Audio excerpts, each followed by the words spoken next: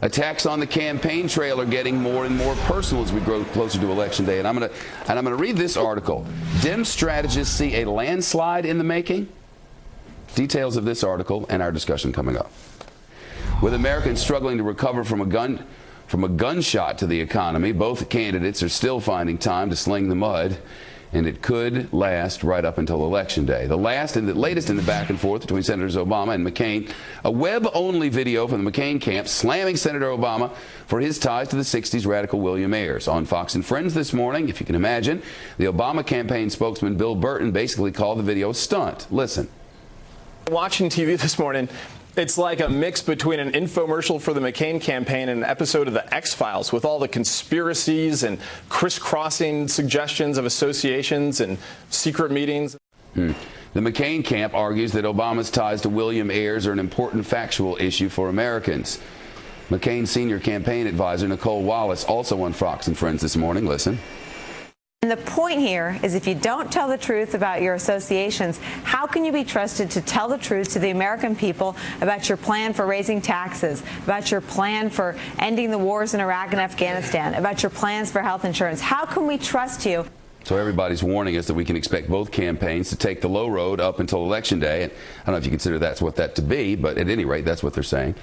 But the attack ads, are they having any effect on voters at all? With us now on the Republican side, Tyler Harber, Vice President and Director of Political Division of Wilson Research Strategies. And Wanda James is with us as well, Democratic consultant, blogger at ColoradoPolls.com. Polls as in P-O-L-S, not P-O-L-E-S, right? Right. Polls. Good to see you both. Thank you. You know, is this low road or is this stuff people need to know? It's low road, Shep. It's one of the worst things I've seen happening, and we're seeing it happening at the McCain-Palin rallies. Some of their base is yelling out, you know, kill him and terrorist. And it seems like the McCain camp wants to keep pushing this type of thing. But I haven't heard anyone say kill him and terrorist. I haven't heard it personally. It's everywhere. I mean, you can pull it all up on YouTube. There's a number of videos all over. I mean, it's all over the web. And it's really disturbing. And Tyler, there are those, though, who say, look, don't people have a right to know who he associated with, where he began? I'm not saying this is good or bad. I'm just saying there are plenty of people, I read their emails, who say, I want to know about these things. Exactly. To say that McCain's the only one in this campaign going negative and attacking is just wrong, because Obama today attacked McCain again for having more than one house, attacked McCain for his plan for the $300 billion to redirect directly to the mortgages, and is attacking him just as much as McCain is attacking Obama. Now, the bottom line here, as this race tightens and as we come to the closing days, negative attacks work. We saw McCain use negative attacks, especially attacking Obama earlier for being a celebrity, which actually drove support up for McCain. So as these undecideds and as these persuadable voters get closer to making a decision, they're not going to vote on party lines. They're not going to vote against or for a candidate because of what party they are. They're going to vote on the facts. So let me tell you, negative campaigning works. Tyler, you know what? Tyler, what's been happening is the polls are heading toward Barack Obama, especially in the 4 states. I want to read part of an article from David Paul Kuhn, who says Democratic strategists see landslide in the making.